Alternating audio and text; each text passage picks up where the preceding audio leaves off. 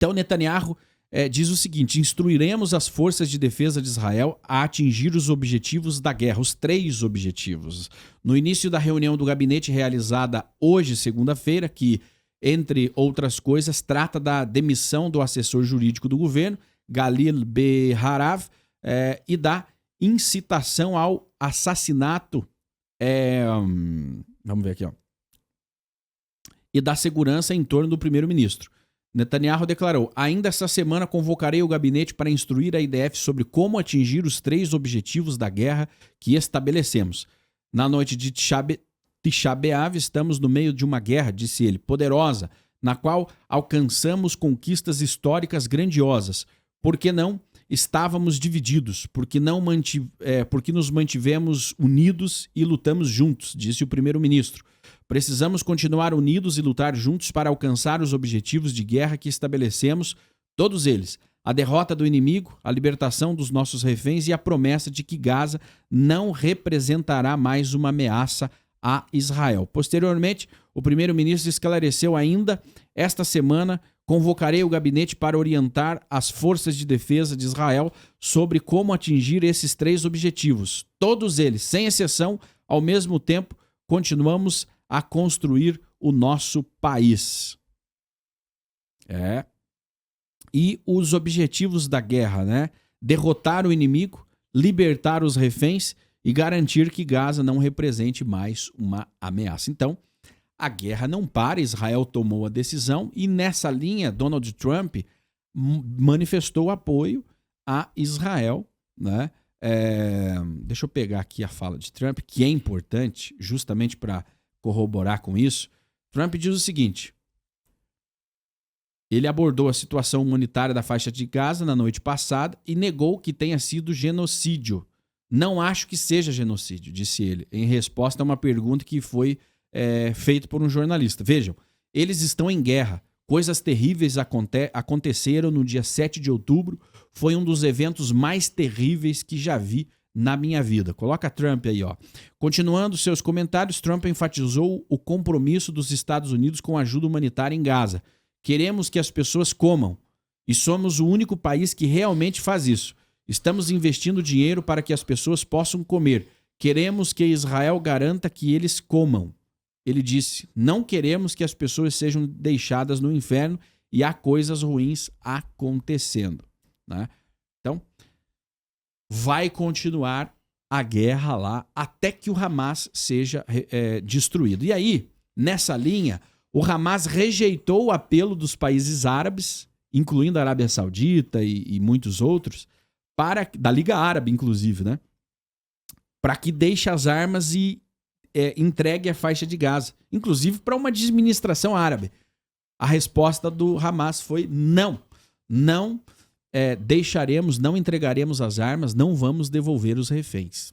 Então, parece que enquanto Israel não avançar, e aí existe uma zona na faixa de Gaza que ainda não foi tocada.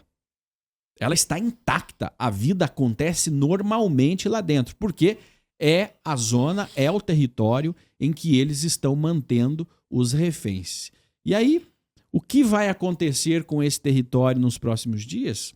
Ele será totalmente destruído até que não sobre absolutamente mais nada, nenhuma força do Hamas ali na região. E aí nós temos o Irã por trás disso, nós temos toda uma movimentação para que eles consigam segurar aqueles reféns o máximo de tempo possível, para que a política internacional aconteça no sentido de reconhecer um Estado palestino, de pressionar Israel, de boicotar Israel, de aumentar a pressão internacional sobre Israel e de aumentar as divisões internas em Israel.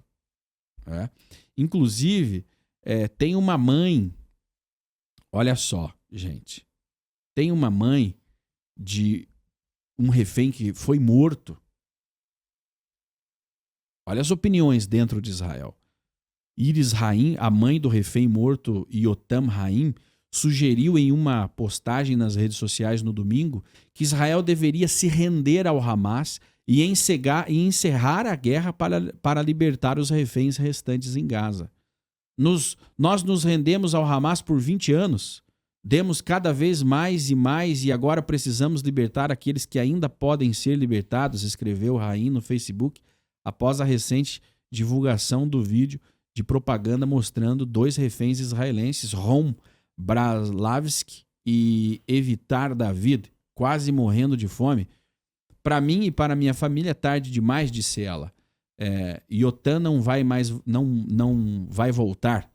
Escreveu sobre o seu filho que foi feito refém no kibbutz Kfar Azá em 7 de outubro e conseguiu fugir de seus captores, mas foi morto a tiros acidentalmente por tropas israelenses em Gaza em 15 de dezembro, né? Fugindo dos reféns, né?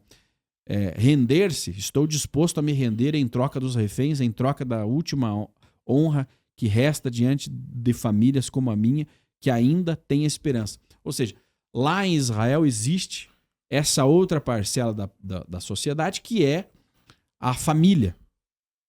E a família diz que Israel, e aí você não tem como discutir com a família, porque a família tem sentimentos, diz que Israel tem que se render ao Hamas, se retire da faixa de Gaza completamente, né?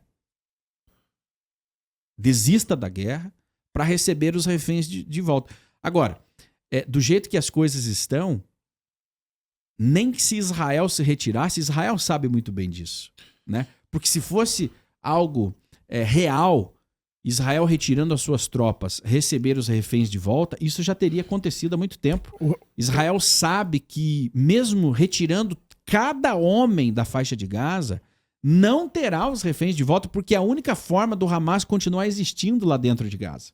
O Hamas consegue proezas, né, para cada um dos civis que estão em seu poder. Ele sabe que Israel entrega 1.000 terroristas presos por uma única vida de um soldado, né? Então ele sabe que o valor que tem para o Estado, para a política israelense e principalmente para a opinião pública israelense, que são as vítimas, né? Que são as vítimas de mães e pais, irmãos e parentes, porque nós sabemos que o custo da guerra, né? O custo da guerra são vidas.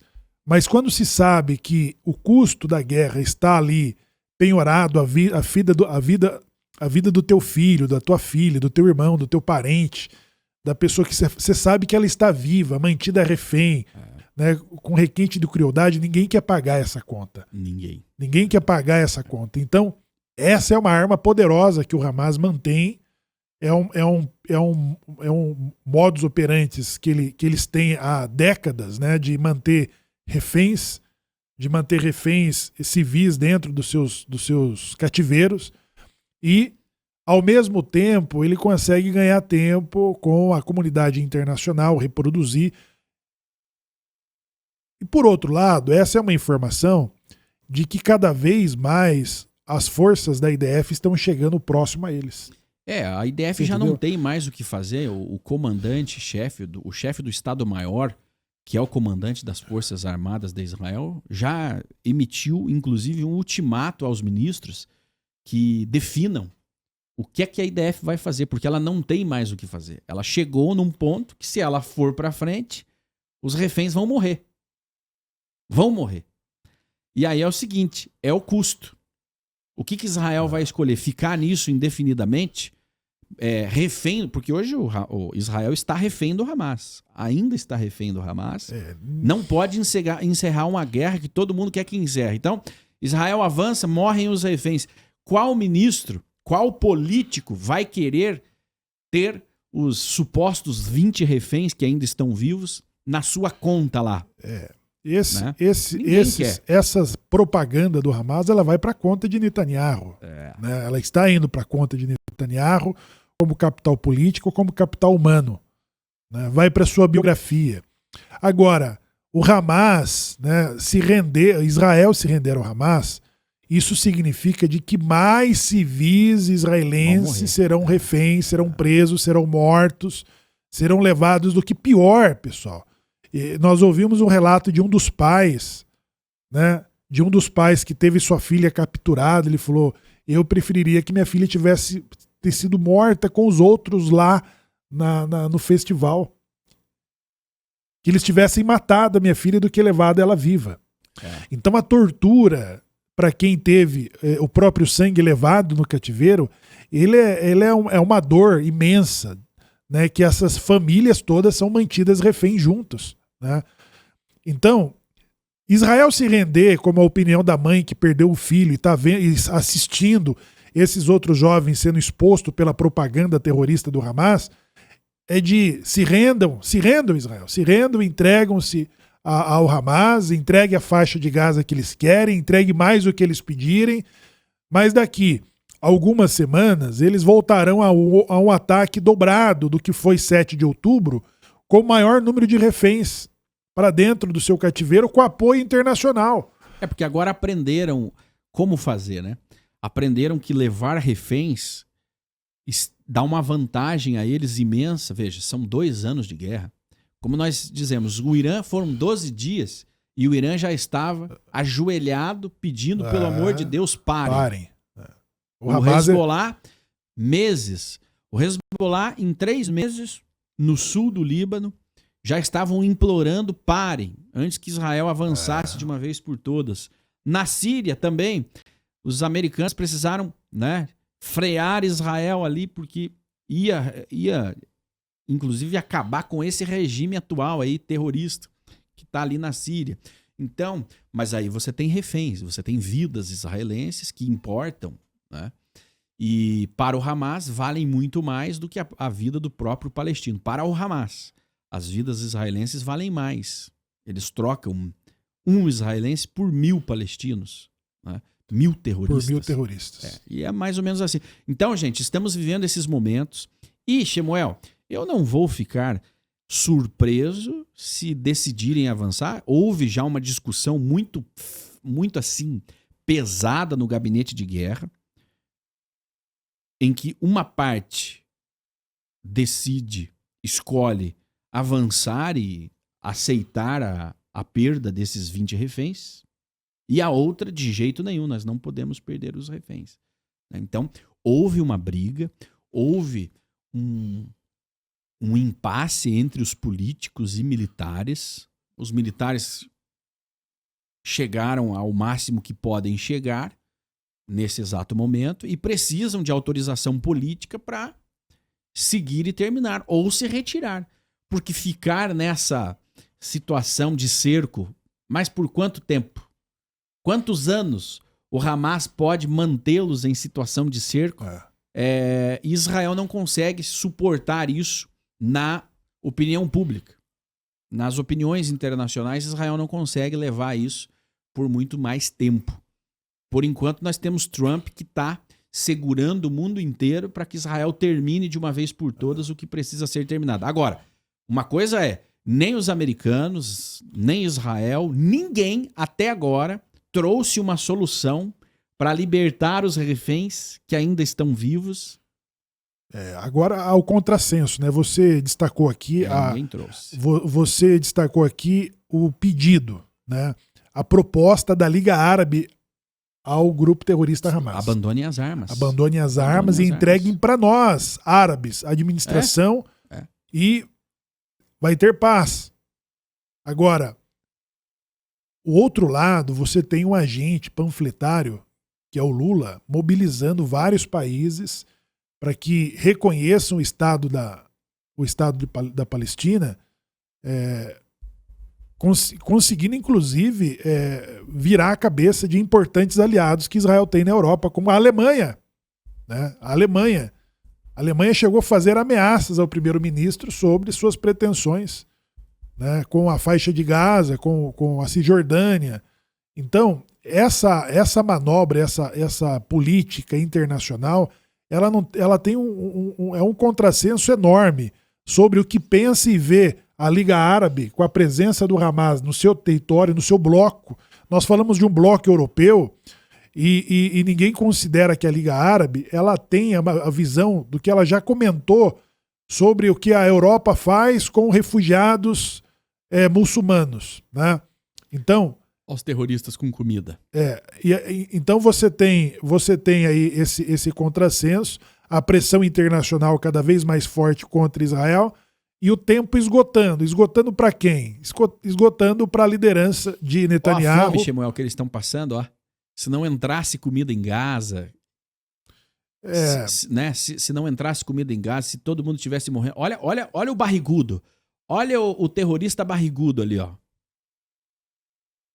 Terroristas nos túneis, Hamas nos túneis se alimentando. O refém israelense. Então, lá alguém com sobrepeso, né? Sobrepeso, essa é a parte que o Hamas mantém refém, que é a parte de 20% que eles estão controlando, que é onde a IDF não está. Essa área é que Israel fez entrega de alimento ali por aeronaves, né? Que eles evitam entrar nessa região exatamente para poupar a vida dos reféns que estão mantidos por eles. A outra parte, controlada pela IDF, existe o corredor humanitário, que é por onde as cargas entram. E mesmo assim, algumas delas são sequestradas por terroristas fortemente armados. Nós temos imagens do final de semana aí, caminhões e caminhões sendo sequestrados pelo Hamas, que sequestra para revender a comida para o povo de Gaza, sabe? O Hamas é uma desgraça para o mundo. Só que o lobby internacional dessa causa palestina precisa do Hamas para manter a causa viva. Nem os árabes. Há um lobby, sim, da Arábia Saudita, de um reconhecimento de um Estado palestino.